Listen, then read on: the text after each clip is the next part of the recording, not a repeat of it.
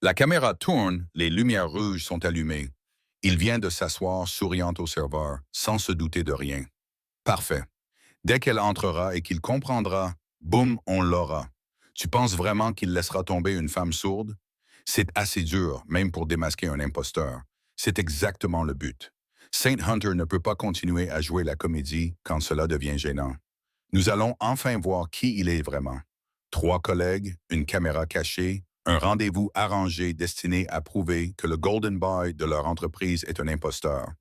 Hunter Lawson a bâti sa carrière sur l'inclusion, la bienveillance, en étant le gentil dans un secteur impitoyable. Ils étaient convaincus que tout cela n'était qu'une mise en scène. Ils pensaient d'avoir tendu le piège parfait. Ils ne se doutaient pas qu'ils étaient sur le point de capturer quelque chose qui allait tout changer, mais pas comme ils l'avaient prévu. Avant de continuer, dites-nous d'où vous nous regardez. Nous aimons voir jusqu'où nos histoires voyagent. Il est en retard, marmonna Derek, le pouce suspendu au-dessus du bouton d'enregistrement. Ses deux collègues, Greg et Tim, se penchèrent, les yeux fixés sur l'entrée. Détends-toi, murmura Greg. Il va venir. Hunter Lawson ne manque jamais à ses promesses. C'est tout son truc. Rappelle-toi, monsieur parfait, monsieur gentil. Tim ricana. Ouais, eh bien, on verra s'il est toujours aussi gentil quand il réalisera ce qu'on lui a préparé. Derek serra les mâchoires, une femme sourde. On lui a dit que Megan, une blonde de 30 ans, avait omis un petit détail. Tu crois qu'il va s'enfuir immédiatement? Demanda Tim en ajustant l'angle de son téléphone. Peu importe quand, répondit Derek froidement. Ce qui compte, c'est qu'on le filme. Dès qu'il s'en rendra compte, l'expression sur son visage, l'excuse qu'il trouvera, peu importe, on le publiera anonymement sur le forum professionnel et boum, le directeur financier verra le vrai Hunter Lawson. Il n'y a aucune chance qu'il promeuve quelqu'un capable d'une telle chose. Greg se tortilla, mal à l'aise. Tu penses vraiment qu'il sera aussi sévère? Tout le monde a un point de rupture, dit Derek. Ce soir, nous allons trouver le sien. Avant de continuer, dites-nous d'où vous nous regardez. Nous aimons voir jusqu'où nos histoires voyagent. À 18h55, Hunter Lawson poussa les portes du restaurant, le cœur battant à toute rompre, à la fois terrifié et exalté. 4 ans. 4 ans qu'il n'avait rien fait de tel. L'hôtesse l'accueillit avec un sourire professionnel. Bonsoir, avez-vous réservé? Rencontre avec quelqu'un, en fait un rendez-vous à l'aveugle. Elle s'appelle Megan, blonde, la trentaine.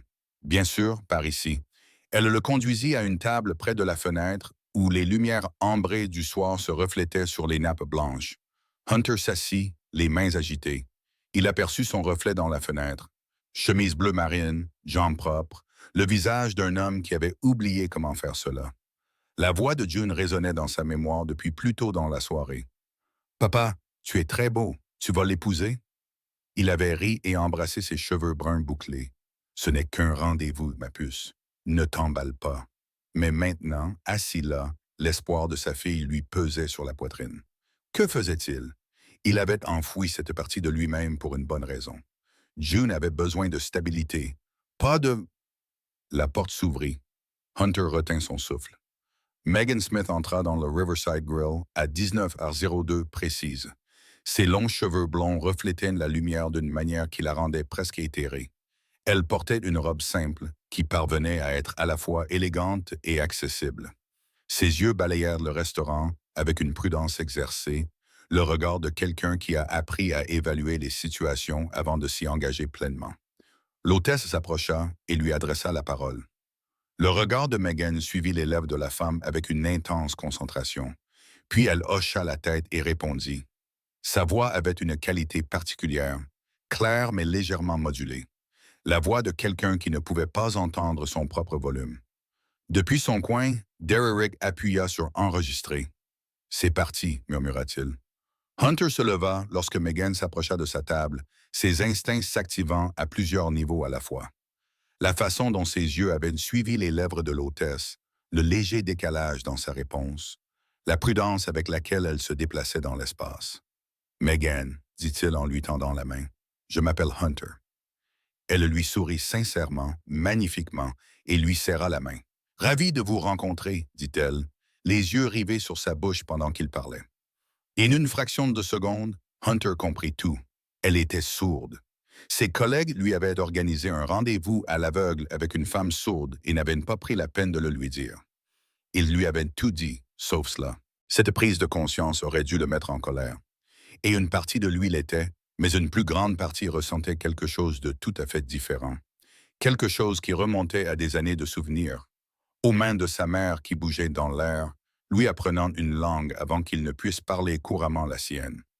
Depuis la banquette du coin, Derrick se pencha en avant, un sourire sinistre se dessinant au coin de ses lèvres. Son téléphone était déjà en train d'enregistrer, tenu fermement pendant qu'il attendait, impatient de voir Hunter craquer, le moment où le masque finirait par tomber. Bien sûr, il allait rejeter sa demande en mariage, publiquement. Il allait s'emporter, partir en trombe, la laissant assise là, humiliée. Et quand il le ferait, ils auraient de la preuve qu'ils avaient tant espéré. Au lieu de cela, Hunter sourit, doucement, calmement, sans faiblir. Il s'avança, tira la chaise de Megan avec une douceur qui la fit hésiter. Puis, alors qu'elle s'asseyait, il leva les mains, ses doigts de bouche avec une grâce naturelle, fluide et chaleureuse, chaque signe tranchant le silence comme un miracle auquel Megan ne s'attendait pas. « Je suis ravi de vous rencontrer. Merci d'être venu. » Tout le restaurant se figea, et dans le coin, l'adversaire de Derrick faillit lui glisser des mains. « Attends, qu'est-ce qu'il fait ?» souffla Greg en se penchant si brusquement qu'il faillit renverser son verre d'eau. « Est-ce qu'il utilise le langage des signes ?» finit Derrick d'une voix creuse. Il connaît le langage des signes. Le corps entier de Megan s'immobilisa. Ses yeux prudents et méfiants qui avaient appris à s'attendre à la déception, s'écarquillèrent de manière incroyable. Sa bouche forma un O parfait, signe d'un choc absolu. Pendant 3 longues secondes, elle se contenta de fixer ses mains, puis son visage, puis à nouveau ses mains, comme si elle n'arrivait pas à croire ce qu'elle voyait. Ses propres mains se levèrent, tremblant légèrement. « Tu connais la langue des signes. »« Ma mère était sourde, » répondit Hunter en signe, s'installant dans son fauteuil avec une aisance qui témoignait de décennies de pratique. « C'est toujours ma première langue, honnêtement. » Les mains de Megan retombèrent sur la table. Elle les appuya à plat contre la nappe blanche, comme si elle avait besoin de se stabiliser. Lorsqu'elle leva les yeux vers lui, ses yeux brillaient d'un mélange d'incrédulité et de soulagement immense. « Je ne m'y attendais pas, » signa-t-elle, puis elle s'interrompit. Elle reprit. « Personne jamais. » Une autre pause. « Vous le parlez vraiment couramment? » « 35 ans de pratique, » signa Hunter avec un sourire doux. « Ma mère s'en est assurée, elle m'a dit. Si je voulais vivre dans son monde, je devais parler correctement sa langue. » Dans le coin, les 3 hommes restèrent figés, leurs plans soigneusement élaborés s'effondrant en temps réel. « Ce n'est pas possible !» marmonna Derrick, les jointures de ses doigts blanchies autour de son téléphone. « Il ne peut pas. C'est peut-être du cinéma, » murmura Tim désespérément. « Il a peut-être appris quelques signes pour l'impressionner et il va bientôt se tromper. »« Regardez-le, » interrompit Greg d'une voix étrange. « Ce ne sont pas quelques signes. Il parle couramment. Il est en train d'avoir une conversation. » Ils regardèrent les mains de Hunter bouger avec une grâce fluide, tandis que les épaules de Megan se détendaient progressivement et que son expression méfiante se transformait en quelque chose d'ouvert et de sincère. Ils la regardèrent rire, un rire authentique et spontané qui fit se retourner les clients voisins et les fit sourire. « Il est censé trouver des excuses en ce moment, » dit Derrick, la voix légèrement plus forte, paniquée et confuse. « Il est censé avoir l'air mal à l'aise. Regardez sa montre. Il a l'air heureux, » dit Greg doucement. Et c'était vrai. Hunter Lawson se pencha en avant avec un intérêt sincère, le visage animé tandis que ses mains faisaient des signes. Il n'y avait rien de forcé, rien de théâtral. Il ne tolérait pas la situation et ne jouait pas les gentils pour sauver les apparences. Il établissait un lien sincère. « Continue à enregistrer, » ordonna Derrick, bien que sa voix ait perdu de sa conviction initiale. « Peut-être qu'il est juste. » « Attends. » Tout le monde finit par craquer. Mais même en disant cela, en voyant Hunter rire à quelque chose que Megan avait signé, en les voyant tous les deux engager une conversation facile comme de vieux amis, Derrick sentit quelque chose de désagréable se nouer dans sa poitrine. Cela ressemblait beaucoup à du doute. La conversation qui s'est déroulée au cours des 20 minutes suivantes ne ressemblait en rien à ce que Megan avait connu au cours de 3 années de rendez-vous catastrophiques. Hunter ne parlait pas lentement et n'exagérait pas ses signes. Il ne la traitait pas comme si elle était fragile ou simple. Il lui parlait simplement comme si elle était une personne qu'il voulait sincèrement connaître. Alors, tu es rédactrice indépendante? A signé Hunter en se penchant en avant avec un réel intérêt. Quel genre d'écriture? Du marketing de contenu, principalement, répondit Megan en signant, ses épaules se détendant progressivement. Documentation technique, rédaction de site web, articles de blog occasionnels. Ce n'est pas vraiment de l'écriture créative, mais ça paye bien et je peux travailler de n'importe où. C'est incroyable. Créer sa propre entreprise comme ça demande une grande discipline. Les mains de Megan bougeaient désormais avec plus d'assurance. Et toi? Tu fais quoi? Je suis thérapeute dans un cabinet en centre-ville. Conseil en milieu professionnel, résolution de conflits, ce genre de choses. Je suis là depuis environ 1 an. Ça te plaît? Hunter marqua une pause, réfléchissant. Oui, en fait. Mais ces derniers temps, c'est compliqué. Les intrigues de bureau. Tu sais ce que c'est? En fait, non. Megan signa avec une expression espiègle. C'est l'un des avantages du télétravail. Mon plus gros problème d'intrigues de bureau, c'est de savoir si le chat a le droit de s'asseoir sur mon clavier. Hunter rit. Un rire sincère qui fit sourire plusieurs clients à proximité. D'accord, tu as gagné. Ça semble infiniment mieux que ma situation actuelle. Un serveur s'approcha pour prendre leur commande. Hunter passa naturellement à parler à voix haute pour le serveur, tout en signant simultanément pour Megan, traduisant les plats du jour sans qu'elle ait à le demander. C'était un geste si naturel et attentionné que Megan sentit quelque chose se briser dans sa poitrine, quelque chose qui était resté fermé pendant longtemps. Tu as une fille, signa Megan après l'arrivée de leur repas, l'air pensif. La plupart des hommes ne parlent pas de leurs enfants avant au moins le 3e rendez-vous. Le visage de Hunter s'adoucit d'une manière qui transforma son apparence entière. Elle s'appelle June, elle a 7 ans, elle est obsédée par les volcans et elle est actuellement convaincue que notre chat complote secrètement pour dominer le monde. Elle a l'air géniale. Elle est la meilleure chose qui me soit arrivée. Les mains de Hunter bougeaient avec une telle tendresse. Et honnêtement, si quelqu'un ne peut pas accepter que je vienne avec un paquet complet, mieux vaut le savoir maintenant. June n'est ni un secret, ni une complication. Elle est tout mon univers. Megan posa sa fourchette, toute son attention tournée vers lui. Votre femme? Demanda-t-elle avec précaution. La question resta en suspens entre eux. Les mains de Hunter tremblèrent un instant, la première fois de la soirée qu'il hésitait. Lorsqu'il continua, ses gestes étaient plus lents, empreints d'une vieille douleur. Elle est décédée il y a 4 ans. June avait 3 ans. C'était une maladie cardiaque dont personne n'avait connaissance, pas même elle. Un jour, Sophia organisait la fête d'anniversaire de June, et 3 jours plus tard, il s'arrêta, puis recommença. J'ai passé 4 ans à apprendre à être les 2 parents, à tresser les cheveux grâce à YouTube, à découvrir que les films de princesses peuvent en fait être plutôt sympas si on les regarde 60 fois. Il tenta de sourire, mais ses yeux ne suivirent pas. Après cela, je me suis coupé de tout ce qui touchait aux relations amoureuses. Je me suis dit que June avait besoin de stabilité, de routine, juste elle et moi. C'est en fait mon premier rendez-vous depuis. Ma fille n'arrêtait pas de me demander pourquoi je ne faisais plus rien d'amusant, et je me suis rendu compte que je n'avais pas de bonne réponse à lui donner. Megan tendit la main par-dessus la table, sans tout à fait toucher la sienne, mais suffisamment près pour qu'il puisse sentir la chaleur de son intention. Ses yeux reflétaient une compréhension si douce. « Je suis vraiment désolé, signa-t-elle. Ça a dû être incroyablement difficile. Ça l'est toujours. J'imagine que oui, c'est le cas. » Hunter baissa les yeux vers leurs mains qui se touchaient presque. Mais June m'a appris quelque chose d'important. On ne peut pas se cacher éternellement de la vie simplement parce qu'on a peur de perdre à nouveau. À un moment donné, il faut choisir de vivre, pas seulement de survivre. C'est ça ce soir? Megan signa un défi espiègle dans son expression. Choisir de vivre. Étonnamment, oui, répondit Hunter, le sourire sincère. Tu es bien plus agréable que mes rendez-vous habituels de vendredi soir avec une fillette de 7 ans et le film d'animation qui l'obsède en ce moment.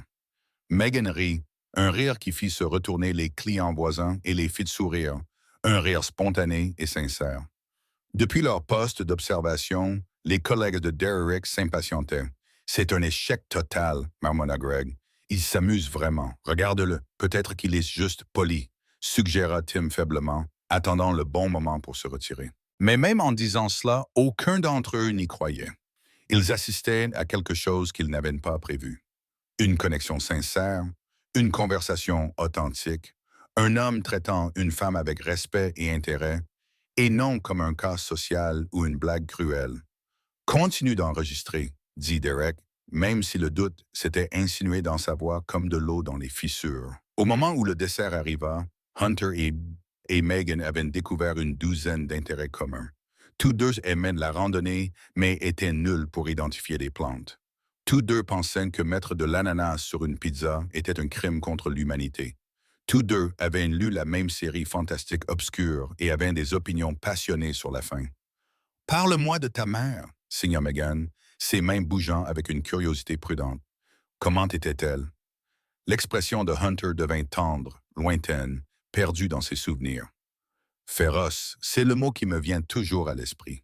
Elle refusait de laisser quiconque la rabaisser parce qu'elle n'entendait pas. Elle travaillait comme enseignante dans une école pour enfants sourds et elle était absolument adorée. Les élèves revenaient des années plus tard juste pour lui rendre visite. Elle a l'air formidable. Elle l'était. On m'a appris que le handicap n'est pas une faiblesse ou une limitation. C'est juste une façon différente de percevoir le monde. Elle faisait aussi les meilleurs cookies aux pépites de chocolat qui soient. Je pouvais gagner n'importe quelle dispute sans dire un seul mot. Les mains de Megan bougeaient lentement. Elle aurait été fière de toi. La façon dont tu as signé ce soir, le respect qui émanait d'elle. Je l'espère. Hunter fit une pause, puis ses mains bougèrent avec une grande délicatesse. Megan, j'ai quelque chose à te dire. Je ne savais pas pourquoi mes collègues étaient si impatients d'organiser ce rendez-vous, mais à peu près à la moitié du dîner, je les ai remarqués. Il a fait un geste discret vers la banquette du coin. 3 gars de mon bureau, et ils nous ont filmés. Les mains de Megan se sont figées. Son visage a reflété différentes émotions. De la confusion, de la peine, une compréhension naissante, puis quelque chose de plus dur. De la colère. Il nous enregistrait, elle fit un signe sec. Je pense que c'était une sorte de test. Hunter fit un signe, la mâchoire serrée. Il y a une promotion en jeu. Il voulait me voir si je... Il ne parvint pas à finir sa phrase. Si tu serais correct avec la fille handicapée, fit Megan en signe, ses mains fendant l'air avec une fureur à peine contenue. Oui. Pendant un long moment, Megan ne fit aucun signe. Elle se contenta de regarder Hunter, ses yeux cherchant quelque chose sur son visage. La vérité, peut-être, ou la preuve qu'il était différent de toutes les autres déceptions. J'ai eu 17 rendez-vous arrangés au cours des 3 dernières années, finit-elle par signer. Chaque mouvement était accompagné d'une résignation épuisée. 17 fois, j'ai vu le visage des hommes changer lorsqu'ils réalisaient que j'étais sourde. Certains partaient immédiatement, au moins ils étaient honnêtes. D'autres restent par pitié, ce qui expire. D'autres encore me traitent comme si j'étais fragile ou naïve, parlant fort et lentement, comme si j'étais une enfant. Ses mains tremblaient légèrement. Tu es le premier à me traiter comme moi, comme si j'étais simplement une personne que tu voulais connaître. Pas un handicap, pas un cas social, pas un test. Elle regarda vers la table dans le coin, puis revint vers Hunter. Et maintenant, était-ce réel ou faisais-je simplement partie de leur jeu? Les mains de Hunter bougeaient avec une conviction absolue. Megan, je me fiche de leurs intentions. Je me fiche qu'ils aient monté tout ça pour me prendre en flagrant délit de cruauté, pour saboter ma carrière, pour prouver que mon personnage est faux. Il attendit qu'elle le regarde droit dans les yeux. Ce moment, cette conversation, cette connexion, c'est la chose la plus réelle que j'ai vécue en 4 ans. Tu es drôle, brillante, talentueuse, et tu m'as rappelé qu'il y a une vie au-delà de la simple survie.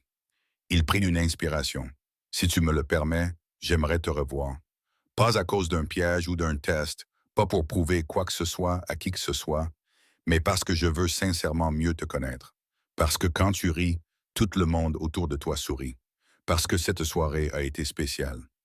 Megan a laissé transparaître un espoir timide dans son expression. Exactement. Le restaurant était devenu plus calme autour d'eux, les autres clients s'étant dispersés dans la nuit. Depuis leur coin, Derek et ses collègues avaient depuis longtemps cessé d'enregistrer, le poids de ce qu'ils avaient fait s'abattant sur eux comme des cendres. Les mains de Megan bougeaient lentement, délibérément, chaque signe portant le poids de 3 années de déception et d'une soirée d'espoir inattendue. J'aimerais ça aussi. Le week-end qui suivit s'écoula avec l'étrange impression d'être suspendu, comme un rêve qui pourrait se dissoudre s'il était examiné de trop près. Le samedi matin, Hunter prépara des pancakes tandis que June, assise à la table de la cuisine, balançait ses jambes et bavardait à propos du projet scientifique qu'elle voulait faire sur les volcans. Bug, j'ai quelque chose à te dire, dit Hunter en glissant une pancake dans son assiette. June leva les yeux, ses cheveux bruns bouclés ébouriffés par le sommeil. Quoi? Tu te souviens de mon rendez-vous d'hier soir, celui où tu avais l'air tout chic et nerveux? Hunter sourit malgré lui. Oui, celui-là. Eh bien, j'ai rencontré quelqu'un de vraiment spécial. Elle s'appelle Megan, et je vais la revoir demain. Elle viendra peut-être ici, en fait. Les yeux de June s'écarquillèrent, incrédules. Chez nous? Elle est gentille? Elle aime les volcans. Je peux la rencontrer? Oui. Oui, probablement, et sans aucun doute. Mais il y a autre chose que tu dois savoir. Megan est sourde, ce qui signifie qu'elle n'entend pas. Elle communique avec ses mains en utilisant le langage des signes. La fourchette de June s'est arrêtée à mi-chemin de sa bouche, comme dans la vidéo que tu m'as montrée sur grand-mère. Quelque chose de chaud a fleuri dans la poitrine de Hunter. Exactement comme ça. Je me suis dit que si tu voulais, on pourrait s'entraîner à faire quelques signes ensemble avant qu'elle vienne. Oui, je peux apprendre à dire que les volcans sont géniaux? On va y travailler. Le samedi après-midi est arrivé, avec l'angoisse particulière de présenter 2 parties de sa vie en espérant désespérément qu'elles s'accordent. Hunter avait nettoyé la maison 3 fois. June avait changé 2 fois de tenue pour finalement choisir sa chemise violette préférée avec des étoiles scintillantes. Le chat avait été soudoyé avec des friandises pour qu'il se tienne bien. Tout était prêt. Lorsque la sonnette a retenti à 14 heures, June s'est précipitée vers la porte à la vitesse d'un petit missile excité.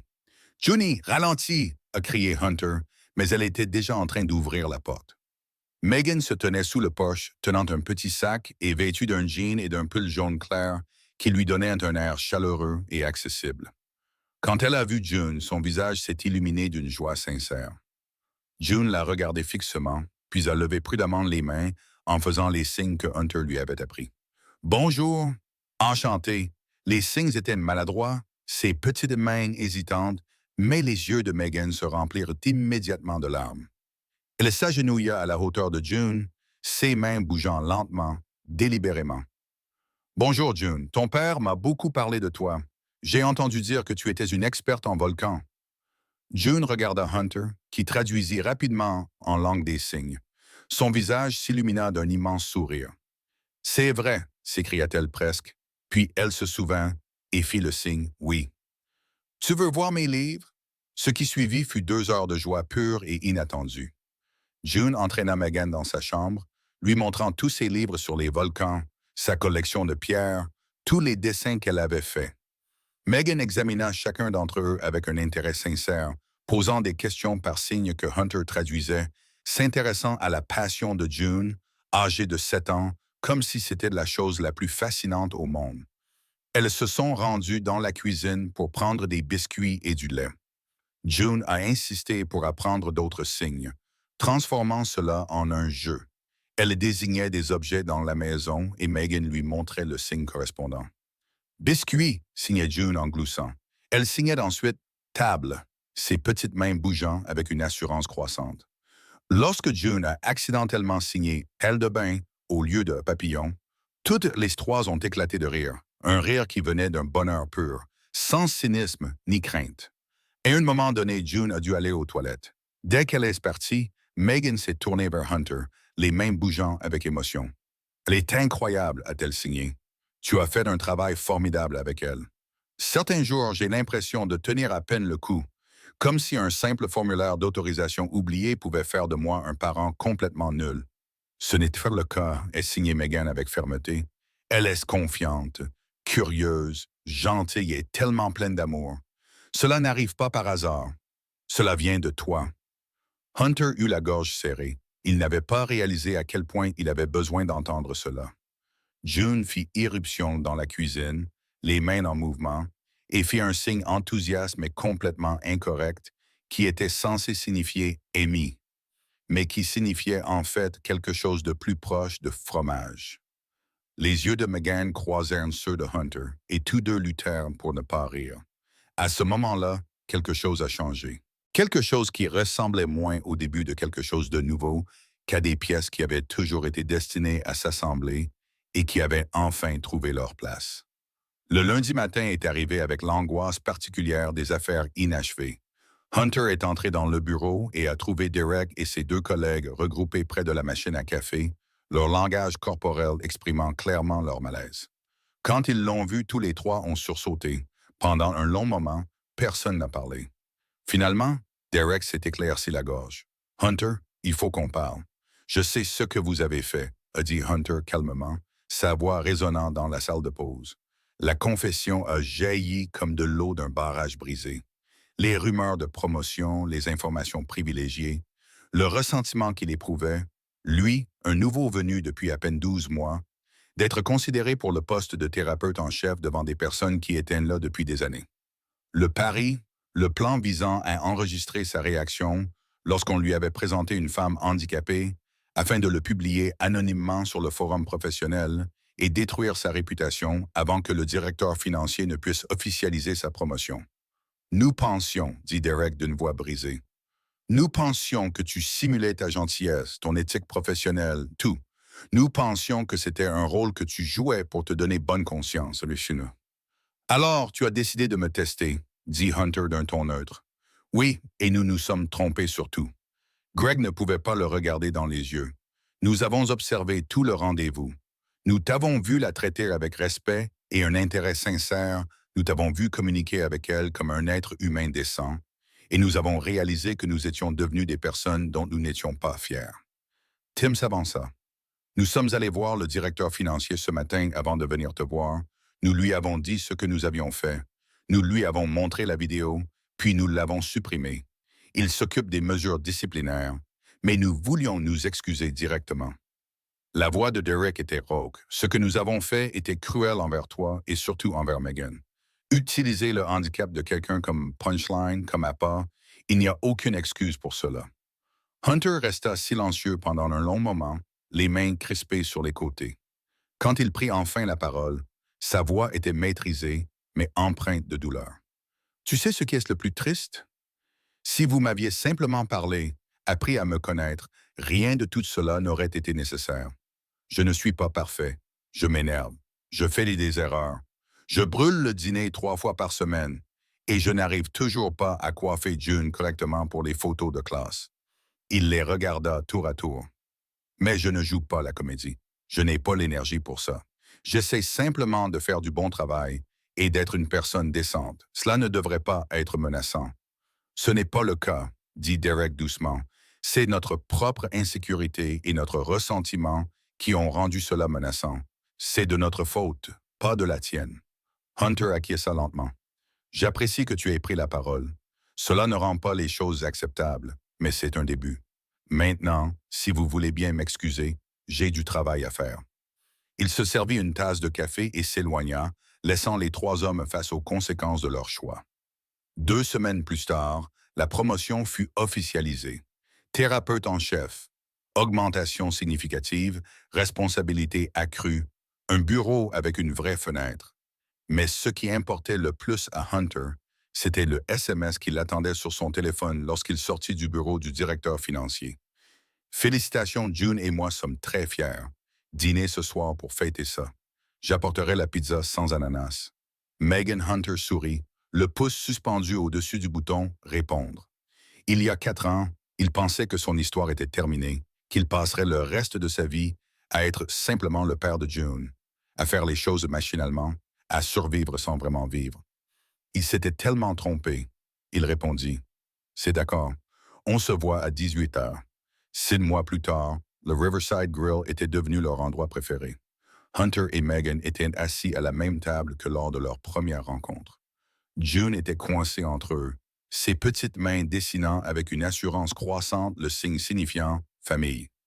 Une fois de plus, June exigea, ses cheveux bouclés rebondissant. « Je veux que ce soit parfait. » Megan guida ses mains à travers les signes avec une patience infinie. le visage adouci par l'affection. Hunter les observait, le cœur si plein qu'il en avait physiquement mal. Mais cette fois, la douleur était pas. C'était la douleur de la guérison, de quelque chose de brisé qui était soigneusement reconstruit sous une nouvelle forme. J'ai quelque chose à te dire, signa Megan à Hunter pendant que June était distraite par son gâteau au chocolat. Une bonne nouvelle, Herb. Une nouvelle effrayante. Hunter lui répondit par signe. Les deux. Les mains de Megan bougeaient avec précaution, nerveuse. J'ai un nouveau client important, un contrat de 6 mois, très bien rémunéré. Ils veulent que je prenne un bureau en centre-ville pour les réunions en personne.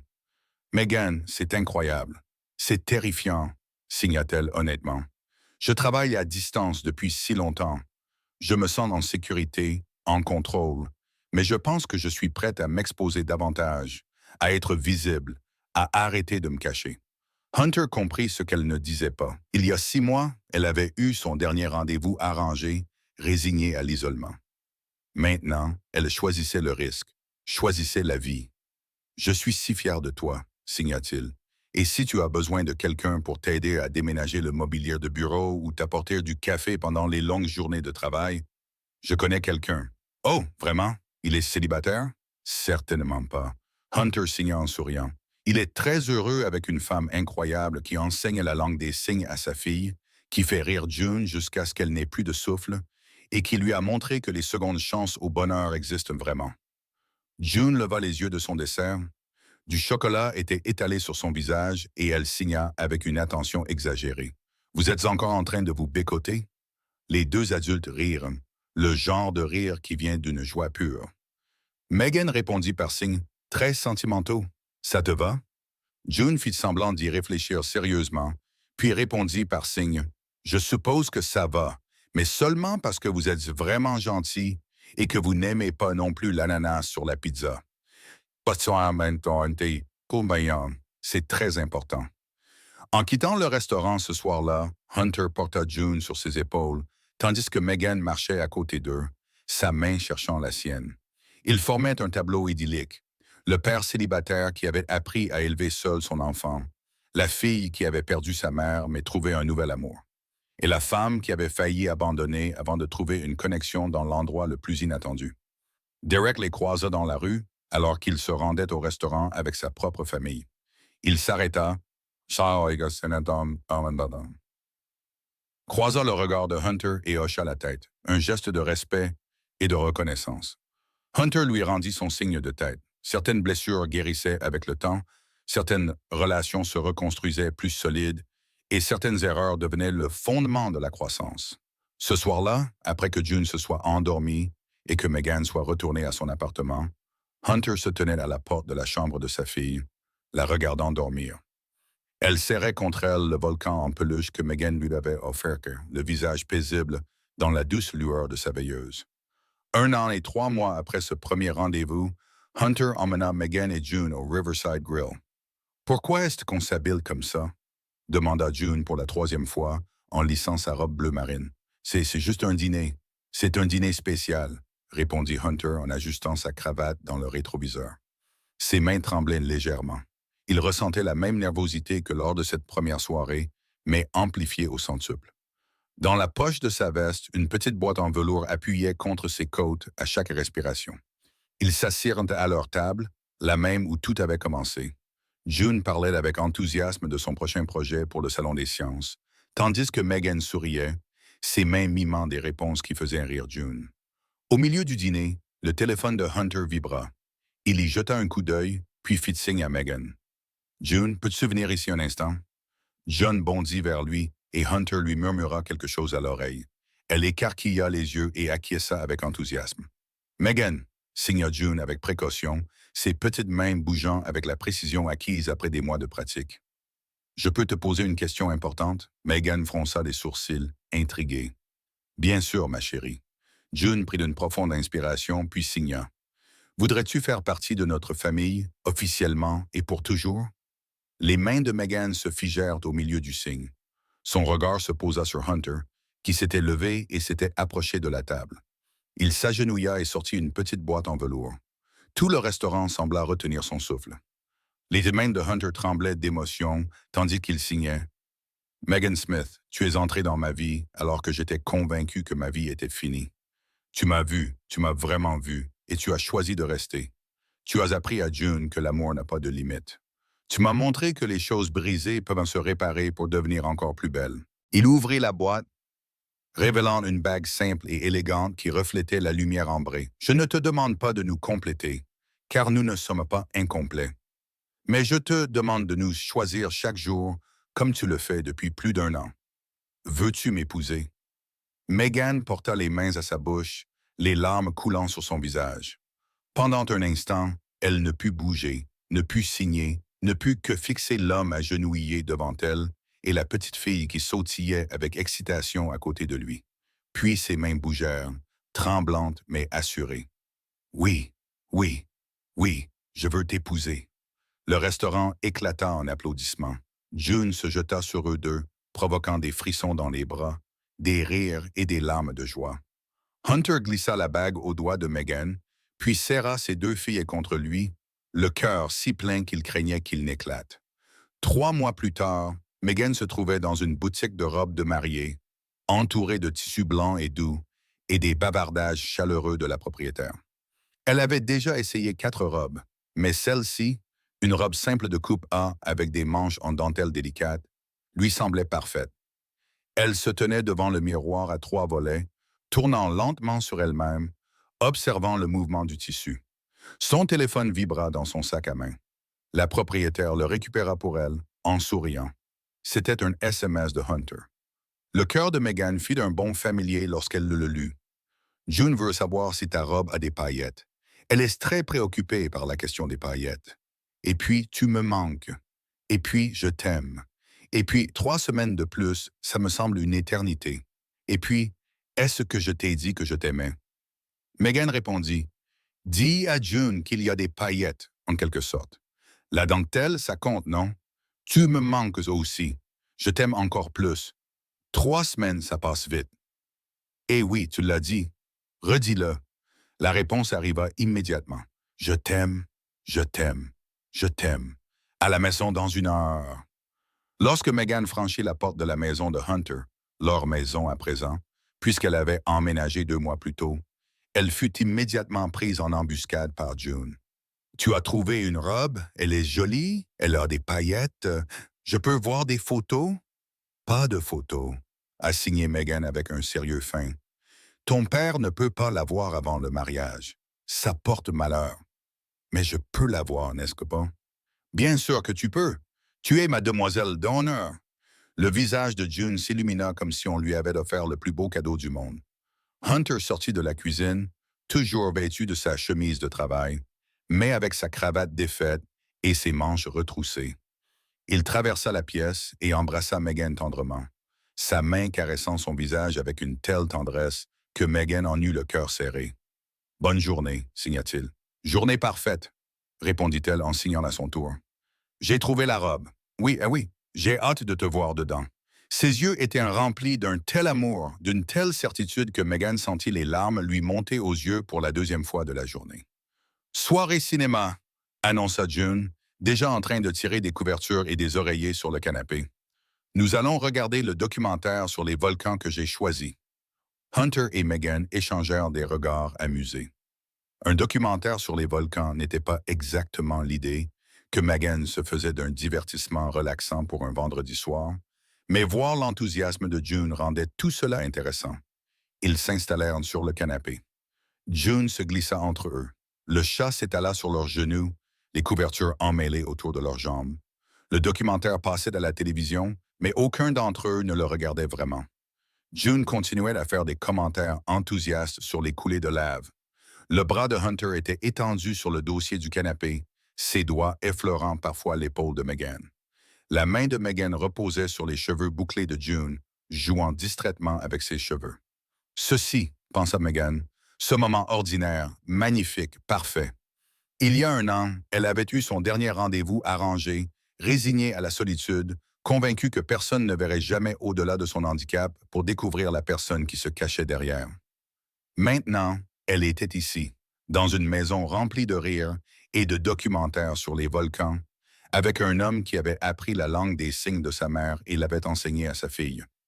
Un homme qui, lors de cette première soirée, l'avait regardée et n'avait vu ni handicap ni épreuve, mais simplement elle. À quoi penses-tu? Demanda Hunter en langue des signes pendant un moment de calme où June était absorbée par la télévision. À quel point j'ai de la chance, répondit Megan en langue des signes. C'est moi qui ai de la chance. Nous avons tous de la chance, signa June sans quitter l'écran des yeux, faisant rire les deux adultes. Le chat ronronnait. Le documentaire continuait à parler des coulées pyroclastiques. La respiration de June ralentit progressivement alors qu'elle s'assoupissait contre Megan. Le pouce de Hunter traçait de doux cercles sur l'épaule de Megan. Dehors, le monde continuait de tourner avec tout son chaos, sa cruauté et sa gentillesse inattendue. Mais à l'intérieur de cette maison, enveloppée dans des couvertures, de l'amour et la lueur chaleureuse de la télévision, trois personnes qui s'étaient trouvées contre toute attente étaient tout simplement magnifiquement, parfaitement chez elles. Et dans 3 semaines, elles officialiseraient leur union. Mais en réalité, elles formaient une famille depuis le moment où Hunter avait levé les mains et signé « C'est merveilleux de vous rencontrer ». Tout le reste n'était que de la paperasse. Si cette histoire vous a touché autant qu'elle m'a touché, ne la laissez pas s'arrêter là. Qu'elle vous rappelle que la gentillesse compte toujours, que la compassion change toujours des vies et que l'espoir n'est jamais vain. Abonnez-vous et rejoignez notre famille Soul Lift Stories, où chaque histoire élève l'esprit et nous rappelle que la lumière finit toujours par revenir. Et si ce moment vous a ému, partagez-le. Parce que parfois, partager l'espoir est la chose la plus gentille que nous puissions faire.